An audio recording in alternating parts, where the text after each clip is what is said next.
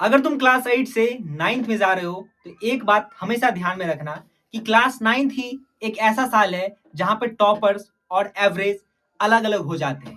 क्योंकि इसमें लगभग बच्चे सोचते हैं कि यार अभी तो बोर्ड नहीं है, अभी तो चिल करते हैं।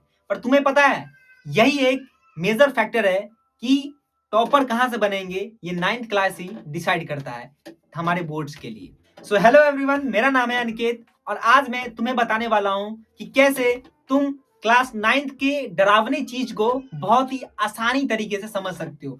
कैसे तुम अपने क्लास 9th में 95% स्कोर कर सकते हो बिना 10 घंटे पढ़ाई किए। हाँ, मैं सही बोल रहा हूं, बिना 10 घंटा पढ़ाई किए। बस एक स्मार्ट वर्क होना चाहिए, एक स्मार्ट स्ट्रेटेजी भी होना चाहिए। तो चलिए वीडियो के आगे की ओर। और ये आप लोग से निवेदन है कि प्लीज हमारे चैनल को सब्सक्राइब कर लेना, वीडियो को लाइक कर देना और ज्यादा से ज्यादा शेयर करना, क्योंकि हमारे इस चैनल पे बहुत ही यूजफुल कंटेंट आने वाले हैं। देखो, पहले क्या होता था कि क्लास 8 में डायरेक्टली क्वेश्चन पूछे जाते थे कि define this, what is this, how is this. ये कैसे होता था, ये क्यों होता था, इसको डिफाइन कर दो। पर क्लास 9th में ना थोड़ा सा चेंजेस आता है। यहाँ पर आपको कंसेप्चुअल क्लैरिटी देना पड़ेगा। यहाँ पर आपकी रियल लाइफ बेस्ड एक्सपीरियंस चीज को एग्जाम्पल के थ्रू समझाया जाएगा और यहाँ पे केस बेस्ड स्टडी क्वेश्चन भी आएंगे। क्योंकि क्लास 9th पे थोड़ा सा कंसेप्चुअल क्लैरिटी होना जरूरी है, क्योंकि अब आप बच्चे नहीं रहे, अब आप मैच्योर होते जा रहे हो। अब आप उस एज में आ गए हो जहां से आप थोड़ा जवानी में आ गए हो, तो ये भी आपको समझना थोड़ा सा जरूरी है। देखो, क्लास 8 में पूछता था कि सेल क्या होता है, पर क्लास 9th में पूछा जाएगा कि सेल के अंदर का जो न्यूक्लियस है वो डैमेज हो जाएगा तो क्या करेंगे। देखिए कितना डिफरेंस है। क्लास 8 में सेल्स क्या होता था, बताओ व्हाट इज सेल। पर वही 9th क्लास में पूछता है कि सेल्स के अंदर जो न्यूक्लियस है वो अगर डैमेज हो गया तो फिर क्या करेंगे।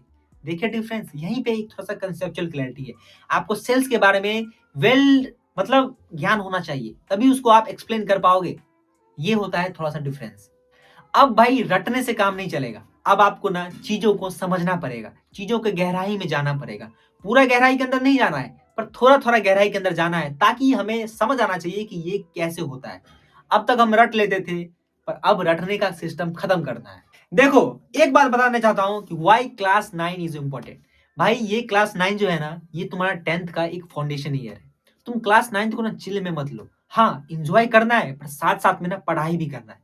क्योंकि क्लास 9th में आपके इतने चीज आ जाएंगे ना, वही चीज आपको जाकर क्लास 10th में बहुत ज्यादा हेल्प होगा।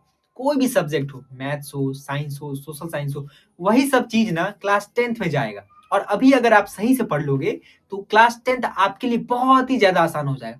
अगर क्लास 9th इतना पे है तो क्लास 10th आपको इतना पर लगेगा। बहुत ही आसान लगेगा क्लास 10th। बस आप क्लास 9th को ना प्यार से, इज्जत से पढ़ना और डिसिप्लिन होकर पढ़ना। क्लास 10th में तुम 90% प्लस स्कोर करोगे, 95% स्कोर करोगे, ये मैं 100% दावा के साथ दे रहा हूँ। बस तुम्हें कंसिस्टेंट, डिसिप्लिन होकर चलना है। देखो, क्लास 9 ऐसा चीज है ना कि तुम्हें अभी से अपने फ्यूचर का प्लानिंग करने में आसानी देने लगेगा, हेल्प करेगा कि क्लास 10th के बाद मैं 11th में क्या लूंगा। तुम्हें इंटरेस्ट डेवलप होने लगेगा, तुम्हें बायो में इंटरेस्ट डेवलप होगा। अगर तुम्हें बायो अच्छा लगेगा तब जाके तुम 10th के बाद बायो ले लोगे। अगर तुम्हें क्लास 9th में मैथ्स पसंद आने लगा तो तुम 10th में जाके बाद उसमें तुम मैथ्स ले लोगे। यहीं पर सारा कुछ जो है ना क्लियर होता है कि बच्चे को आगे क्या करना है। और जो मैथ्स बायो जिसको पसंद नहीं आता है वो कॉमर्स की फील्ड में चले जाएगा, जिसको सिविल सर्विस करना है वो फिर आर्ट्स की फील्ड में चला जाएगा। यहीं से हर चीज का डिफरेंशिएशन हो जाता है कि किस बच्चे को किस फील्ड में जाना है। देखो, अब मैं तुम्हें ऐसी स्ट्रेटेजी देने वाला हूं। अभी मैं ओवरऑल फुल स्ट्रेटेजी नहीं दूंगा, रोड मैप नहीं दूंगा, बस एक तुम्हें एक तरीका बता रहा हूं। सबसे पहला काम, सिलेबस को समझो। नए पैटर्न के अकॉर्डिंग देखो कि तुम्हारा 9th का सिलेबस क्या है। पुराने सिलेबस में नहीं जाना है, नए सिलेबस में देखो कि कौन से चैप्टर ऐड हुए हैं, कौन से चैप्टर डिलीट हुए हैं, कौन से टॉपिक ऐड हुए हैं, कौन से टॉपिक डिलीट हुए हैं। एक कंसाइज वे में अपना सिलेबस जो है ना एक कॉपी पर लिख लो और उसके अकॉर्डिंग पढ़ाई करो। क्यों एक्स्ट्रा पढ़ना और क्यों कम पढ़ना, जितना बोला गया है बस उतना पढ़ना काफी है। सेकेंड चीज, एनसीईआरटी को अपना भगवान मानना है। आपको एनसीईआरटी के अलावा कोई भी बुक पे नहीं जाना है। कोई कितना भी बोल दे, स्कूल का टीचर बोल दे, कोचिंग का टीचर बोल दे, कोई भी बोल दे, एनसीईआरटी के अलावा कोई भी बुक पे नहीं जाना है। रेफरेंस बुक पे भी नहीं जाना है। एसचंद हो गया, बहुत सारे बुक आते हैं, आपको रेफरेंस नहीं लेना है। क्वेश्चन आंसर लिखना होगा, रेफरेंस बुक ले लेते हैं, उसमें से क्वेश्चन आंसर लिख लेंगे। ये सब गलती नहीं करना है। आजकल फोन पे हर चीज अवेलेबल है और मैं हर चीज प्रोवाइड करवाऊंगा ना, मैथ, साइंस, इंग्लिश, उसका जिम्मेदारी मेरा। मेरे पे ट्रस्ट करो, चैनल को सब्सक्राइब करो, घंटी के बटन दबाओ, मैं तुम्हें मैथ, साइंस, इंग्लिश हर चीज का हेल्प करूंगा क्लास 9th में प्रॉपर तरीके से। थर्ड, नोट्स बनाओ। आपको ना अपना नोट्स बनाना चाहिए, किसी और के नोट्स पे डिपेंड मत होना। खुद का नोट्स बनाएंगे, खुद से पढ़ेंगे, उसी को बार बार पढ़ेंगे और एक बार एक चैप्टर को ढंग से पढ़ना है, उसका नोट्स बनाना है, क्वेश्चन सॉल्व करना है, बस। उसके अलावा फिर नेक्स्ट चैप्टर पे ऐसा नहीं होना चाहिए कि आधा कर लेते हैं फिर आधा बाद में कर लेंगे। एक चीज को करो ना, शिद्दत से करो, प्यार से करो, ताकि वो चीज फिर दोबारा गलती ना हो। चौथा है कंसिस्टेंसी। मैं तुम्हें ये नहीं बोलूंगा कि एक दिन 10 घंटे पढ़ लो और दूसरे दिन 2 घंटे पढ़ो। अगर तुम्हें 2 घंटा ही पढ़ना है, डेली 2 घंटा पढ़ो। अभी से क्लास 9th में एंट्री होते ही तुम डेली 2 घंटे पढ़ते हो ना, तुम फोड़ दोगे। स्कूल के अलावा ये नहीं बोल रहा हूँ कि स्कूल मत जाओ 2 घंटे, स्कूल के आने के बाद तुम 2 घंटे पढ़ लेते हो ना घर पे, तुम अच्छा मचाओगे। ऐसा नहीं होना चाहिए कि एक दिन 10 घंटा पढ़ ली और दूसरा दिन 2 ही घंटा पढ़ी। कंसिस्टेंसी मैटर करता है कोई भी चीज में।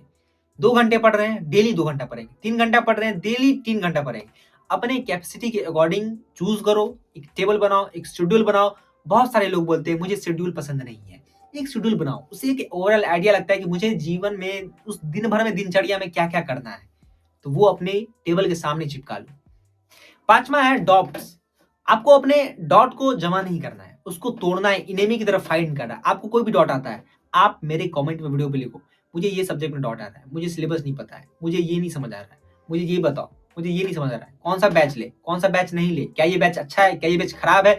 हर चीज को जो है ना, आप डॉट को क्लियर करो। कोई टॉपिक नहीं समझाया, क्लियर करो उस चीज को। मैं क्लियर करने बैठा हुआ हूँ, आप मुझे कमेंट तो करो, मैं क्लियर करूंगा हर चीज को। तो सब्जेक्ट वाइज स्ट्रेटेजी की बात करो तो मैथ्स में डेली प्रैक्टिस करना है, सॉल्व करो, एक चैप्टर सॉल्व करो, उसके बाद उसका रिवीजन करो, जस्ट रिवीजन करो। सेकंड चैप्टर में नहीं जाना है, फर्स्ट चैप्टर कंप्लीट किए, उसका रिवीजन करो, बस। क्वेश्चन प्रैक्टिस किए, आगे बढ़ो, बस इतना है। साइंस में एक चैप्टर पढ़े, रिवाइज करो, हर क्वेश्चन को बनाओ, अंदर के क्वेश्चन को भी, बाहर के क्वेश्चन को भी, सारा एक्सरसाइज को बनाओ, सॉल्व करो, याद करो, आगे बढ़ो, बस यही सब है। हर चीज में यही है, पढ़ना है, रिवीजन करना है, प्रैक्टिस करना है, पढ़ना है, रिवीजन करना है, प्रैक्टिस करना है, बस ये 3 चीज करना है, पर डेली करना है। और इंग्लिश और हिंदी को भी स्किप नहीं करना है, उसको भी साथ लेकर चलना है।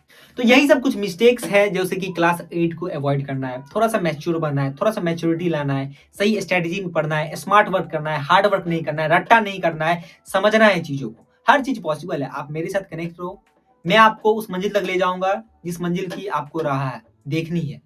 ट्रस्ट रखो, मैं आपका नैया पार करवाऊंगा, बस ट्रस्ट रखना है, कमेंट करना है। कोई भी दिक्कत आती है व्हाट्सएप ग्रुप पे जुड़ जाओ, कोई भी दिक्कत आएगी मैं समझाऊंगा, मैं बैठा हुआ यहाँ पे। चलिए मिलते हैं अगली वीडियो में। उम्मीद करता हूँ ये वीडियो तुम्हें पसंद आया होगा। चैनल को सब्सक्राइब कर देना, बोलना ना पड़े मुझे, अपने दोस्तों के साथ शेयर करो, वीडियो को लाइक करो, और तुम्हें कौन सी वीडियो की नीड है ये भी कमेंट में बताओ, ताकि मैं अगला वीडियो उस पर लेके आऊँ, डेडिकेटेड वीडियो उस पर लेके आऊँ। चलिए मिलते हैं अगली वीडियो में, थैंक यू।